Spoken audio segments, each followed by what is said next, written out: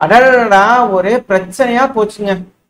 இந்த பெலரூஸ்ல இருந்து வந்துச்சா என்ன ஏதுங்கிறது தெரியல. ஆக்சுவலா அப்படிதான் பார்த்துக்கிட்டு இருக்கேன். ஏன்னா லுத்வேனியா வெலினஸ் ஏர்போர்ட், வெலினஸ்னாலே லுத்வேனியாவோட கேபிட்டல் இல்லையா? ஸோ லுத்வேனியாவில் இருக்கக்கூடிய ஏர்போர்ட்ல 13 மணி நேரம் விமானங்கள் தாமதமாயிருக்கு. அதுக்கான காரணம் பெலரூஸ் அப்படிங்கிற குற்றச்சாட்டுகள் வந்துகிட்டு இருக்கு. இப்போ வரைக்கும் பெலரூஸ் சொல்லலை, யாரு எங்க இருந்துன்னு தெரியலீங்க. திடீர்னு பலூனுங்க, ஹாட் ஏர் பலூன் வந்து பாத்தீங்கன்னா அப்படியே பறந்து வருது. நார்த் கொரியா சவுத் கொரியால வந்து பண்ணா குப்பைகளை ஏற்றி அனுப்பிட்டு இருந்தாங்க இல்லையா? அது போல இப்போ லுத்வேனியாக்குள்ள பலூன்கள் வந்துருச்சு. இந்த பலூன்கள் ரன்வேல வந்து பாத்தீங்கன்னா பக்கத்துல எல்லாம் போக ஆரம்பிச்சதுனால என்ன பண்றது அப்படிங்கிறது தெரியல. ஸோ அதனால எல்லாத்தையும் தாமதம் பண்ணி இருந்திருக்கிறாங்க. டேக் ஆஃப் லேண்டிங் வந்து பாத்தீங்கன்னா கொஞ்ச நேரம் தாமதம் ஆயிருந்திருக்கு. அதுக்கப்புறம் எல்லாம் கிளியர் பண்ணதுக்கு அப்புறம் தான், இந்த பலூன் எல்லாம் கிளியர் பண்ணதுக்கு அப்புறம் தான் ரன்வே எல்லாம் திரும்பவும் பழையபடி ரீஸ்டோர் பண்ணியிருந்துக்கிறாங்க. இந்த பலூன்ல என்னத்தை கொண்டு வந்திருக்குன்னு பாத்தீங்கன்னா பூரா சிகரெட்ஸை கொண்டு வந்திருக்கு. 15,000 சிகரெட்ஸ் கிட்ட வந்து பாத்தீங்கன்னா இனாமா வந்திருக்கு. நல்ல விஷயம் தானே, என்ன தப்பு அப்படிங்கல இருக்கு. பட் இருந்தாலும் யார் அனுப்பிச்சாங்க, எதுக்காக அனுப்பிச்சாங்கன்னு தெரியல. ஒரு வேலை பெலரூஸா அப்படிங்கல ஏதாவது ஒண்ணு கையை காமிச்சு ஏதோ ஒண்ணு சொல்லி பெலரூஸ் மேல இந்த லுத்வேனியா ஏதாவது செய்வாங்களா அப்படின்ற கேள்விகள் இருக்கு. ஸோ இந்த பிரச்சனை பொறுத்த வரைக்கும் வந்து பாத்தீங்கன்னா ரஷ்யா உக்ரைன் பிரச்சனை பொறுத்த வரைக்கும் யூரோப்ல ஸ்பில் ஓவர் ஆகுதா, எஸ்கலேட் ஆகிட்டு இருக்கா அப்படின்ற கேள்விகள் இருக்கு. இல்லை இதெல்லாம் ஃபால்ஸ் பிளாக் ஆப்ரேஷனா, இல்லை அவங்கள தயாராகிறாங்களா, இது போலலாம் வந்துச்சுன்னா நம்ம ஆளுங்களாம் ரெடியா இருக்கிறாங்களா, டீம் ரெட் அனுப்புங்க டீம் ப்ளூ கண்டுபிடிக்குதான்னு பார்க்கலாம் அப்படிங்களா ரெடி பண்றாங்களா அப்படிங்கிறதுதான் தெரியல. ஏன்னா உக்ரைன் இப்ப போர்ல இருக்கிறாங்க, இந்த போர் முடிக்கிற மாதிரி இல்லை. ஆனா யூரோப்பியன் யூனியன்ல உக்ரைனை சேர்க்கணும் அப்படிங்கிறது போல இருக்கிறாங்க இல்லையா? இதுக்கு கீழே வந்து பாத்தீங்கன்னா ஒரு மீம், ஒரு வீடியோ போட்டு பண்ணியிருந்தாங்க. வீடியோ லோட் ஆயிருக்கும். அதான் அமைதியா உட்காந்து சாப்பிட்டுட்டு இருக்கக்கூடிய யூரோப்ல உக்ரைனை கொண்டு வந்து விட்டா எப்படி இருக்குன்னு தெரியுமா அப்படிங்கிற ஒரு வீடியோ சைட்ல போட்டு இது மாதிரிலாம் மீம் போட்டுருக்குறாங்க. என்னப்பா இப்படிலாம் பண்ணலாமா, உக்ரைன் ஒரு நாடை பார்த்து இப்படிலாம் செய்யலாமா அப்படிங்கிற நம்ம சேனல் சார்பா கடுமையான கண்டனங்கள், ரெட் கால்ஸ் நிறைய எடுத்து காமிச்சிடலாம். இப்போ நம்மளால என்ன பண்ண முடியும், நம்மளும் கண்டனங்கள் தலைவர்கள் மாதிரி கண்டனம் அப்படிங்கிறதால கண்டனம் போட்டு போயிட வேண்டியதுதான். இப்போ அடுத்து வந்து பாத்தீங்கன்னா இந்த ஆள் பிடிக்கிற ஆளுங்களா இருக்கு, வண்டி இருக்கிறாங்க இல்லையா? இப்போ அவங்களுக்குலாம் போர் அடிச்சு போச்சுன்னு நினைக்கிறேன், ஆள்லாம் பிடிச்சி கொஞ்சம். ஸோ அதனால வந்து பாத்தீங்கன்னா பூனைகள் இருக்கு இல்லையா? இப்போ பூனைகள் வந்து பார்த்தீங்கன்னா ஷார்டேஜா இருக்கான் ஃப்ரண்ட் லைன்ல. ஸோ இப்போ பூனைகள் பிடிக்கிற வேலையை அவங்களுக்கே கொடுத்துடலாம் அப்படிங்கிற கொடுத்துட்டு இருக்கிறாங்களாமா. இப்போ அதையும் வளைச்சு பிடிச்சிட்டு இருக்காங்க. என்னது இது, இதெல்லாம் காமெடியா இருக்கு, ப்ரொபகண்டாவா இருக்கு அப்படிங்கிற இருக்கு இல்லையா? ஆக்சுவலா களத்துல ஃப்ரண்ட் லைன்ல இது போல தாக்குதல் நடக்கும், ஏகப்பட்ட விஷயங்கள் இருக்கும். ஃப்ரண்ட் லைன்ல இந்த எலி தொல்லை அப்படிங்கிறது வந்து பாத்தீங்கன்னா ரொம்ப அதிகமா இருக்கும். ஸோ இந்த பூனை அப்படிங்கிறது வந்து பாத்தீங்கன்னா அதிகமா வளர்ப்பாங்க. நம்ம கூட டேங்க்ல எல்லாம் வந்து பாத்தீங்கன்னா உதைக்கும் போது என்னதுரா இது வாட்டர் ஃபால் மாதிரி கொட்டுது எலிகள் அப்படிங்கிற பார்த்தோம் இல்லையா? நம்ம வீடியோ பதிவுலாம் பார்த்துருப்போம். ஸோ அது போல எலி தொல்லை அப்படிங்கிறது ரொம்ப அதிகம். ஸோ அதனால பூனைகள் நார்மலாவே இந்த ராணுவ வீரர்கள் வளர்த்துவாங்க. ஃப்ரண்ட் லைன் இருக்கிறவங்க ரொம்ப சிரமமா இருக்கு இந்த பூனை இல்லைன்னா. ஸோ இப்போ பூனை ஷார்டேஜா இருக்கனால உக்ரைன்ல இப்போ பூனையும் மொபைலைஸ் பண்ணக்கூடிய வேலைகள்ல டிசிசி எம்ப்ளாயிஸ் இறங்கி இருக்கிறாங்க அப்படிங்கிறது போல சொல்லப்பட்டு வருது. ஆளுங்களுக்கு சேஃப்டி இல்லை, பூனைகளுக்கு சேஃப்டி இல்லை. நல்ல வேலை நான் இல்லை, ஏன்னா அப்புறம் அதுவும் சாப்பிடுது அப்படின்னா அப்புறம் அதையும் மொபைலைஸ் பண்ண ஆரம்பிச்சிருவாங்க இல்லையா? ரொம்ப பெரிய சிக்கலா போயிடும். ஸோ வெயிட் பண்ணி பார்ப்போம் இன்னும் என்னென்னலாம் மொபைலைஸ் பண்றாங்க இந்த உக்ரைன் தரப்புல இருந்து அப்படிங்கிறது போல. அடுத்து வேகமா ரஷ்ய தரப்பு இருந்து முன்னேறாங்க இல்லையா? இத உக்ரைனோட முன்னாள் கமாண்டர் ஜலூஷினி அவர்கள் இருக்கார் இல்லையா, அவரே கன்ஃபார்ம் பண்றாரு.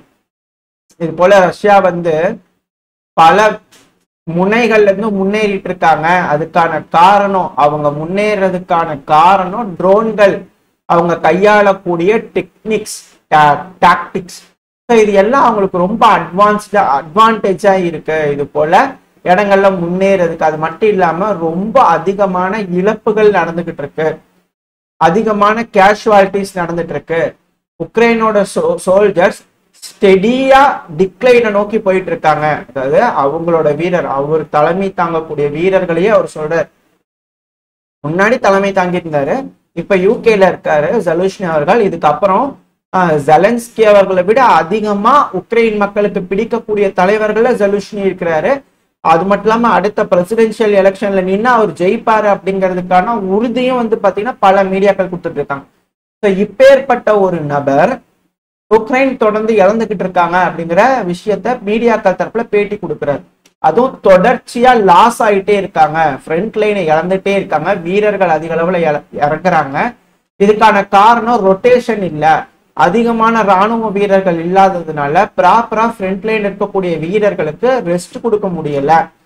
அது மட்டும் இல்லாம கமாண்டர்ஸ், சில மோசமான கமாண்டர்ஸ் ரெண்டாம் கட்ட வீரர்கள் மாதிரி ட்ரீட் பண்றாங்க சில வீரர்களை. ஜாதி பிரச்சனை அங்கே இருக்குன்னு வச்சுக்கோங்க. இது போல வந்து ட்ரீட் பண்றதுனால அங்க ப்ராப்பரா ஒத்துழைப்பு இல்ல, ஒற்றுமை இல்ல. இதனால தோல்வியை நோக்கி போயிட்டு இருக்கு. ஆயிரக்கணக்கான வீரர்கள் சண்டையே பிடிக்காம சண்டையில இருந்து ஓடி போயிடுறாங்க அப்படிங்கிறதையும் ஜெலுஷ்னி அவர்கள் அட்மிட் பண்ணிக்கிறார். ஒத்துட்டு இருக்கிறார். இது போல விஷயங்கள்லாம் இருக்கு. டிசிப்ளின் இல்ல, ஒற்றுமை இல்ல, நம்பகத்தன்மை இல்ல, தோல்வி, ப்ராப்பரான டெக்னாலஜி இல்ல, இது போல பல விஷயங்கள் இல்லாதனால தோல்வியை நோக்கி போகுது அப்படிங்கிறது போல ஜெலுஷ்னி அவர்கள் சொல்றார். இது எல்லாத்துக்கும் மேல இவான் யகுட்ஸ் அவர்கள் இவரு தரப்பு என்ன சொல்றாருன்னா, இவர் யாருன்னா உக்ரைனோட முன்னாள் ஆர்ம்டு ஃபோர்ஸோட ஏர் மொபைல் ஃபோர்ஸோட கமாண்டரா இருந்தார். இவர் என்ன சொல்றாரு அப்படின்னா, உக்ரைன் கிட்ட கரண்டா கிரீமியாவை போய் அட்டாக் பண்ற அளவுக்கு ட்ரூப்ஸும் கிடையாது, அதுக்கான எனர்ஜியும் கிடையாது. உக்ரைனுக்கு அந்த அளவுக்கு இப்போதைக்கு இல்ல.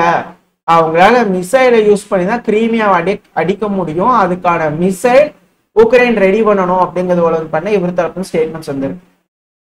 கிரீமியாவை போய் அடிக்கிறாங்க, புதுசா ஆஃபென்சிவ் ஆபரேஷன் எடுக்கிறாங்க அப்படிங்கெல்லாம் வந்து பாத்தீங்கன்னா இப்போதைக்கு எல்லாம் கனவு கோட்டைகள் தான். ஜெலன்ஸ்கி அவர்கள் இப்ப வரைக்கும் பார்ட்னர்ஸ் ஹெல்ப், லோன் கொடுங்க, மிசைல் கொடுங்க அப்படிங்கிற கேட்கறதெல்லாம் நாட்களை கடத்துறதுக்கு வேணா உதவியா இருக்குமே தவிர, ரஷ்யா வந்து எல்லா பகுதியும் பிடிக்கிறதுக்கு கொஞ்சம் நாட்கள் கடத்துறதுக்கு உதவியா இருக்குமே தவிர, மற்றபடி இதனால எந்த ஒரு சேஞ்சுமே களத்துல நடக்க போறது இல்லை.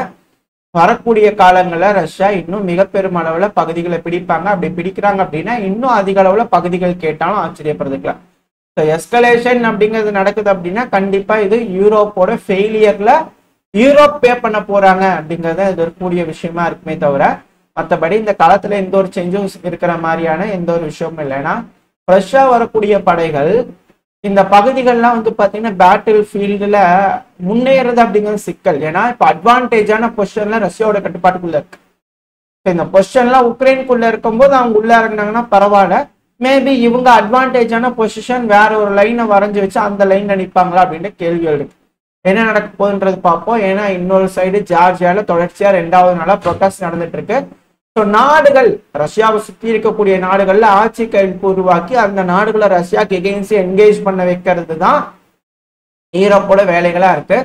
ஜார்ஜியால இன்னைக்கும் ப்ரொட்டஸ்ட் நடந்திருக்கு. ஸோ அதையும் பெருமளவுல தடுத்து நிறுத்திக்கணும். ஃபர்ஸ்ட் டே நடந்த மாதிரி இல்ல, அக்ரஸிவா இல்லை, பட் ஆனால் செகண்ட் டேவும் நடந்துகிட்டு இருக்கு. இது எப்படி ஜார்ஜியா கட்டுப்பாட்டுக்குள்ள கொண்டு வர போறாங்க அப்படிங்கிறது வெயிட் பண்ணி பார்க்கலாம்.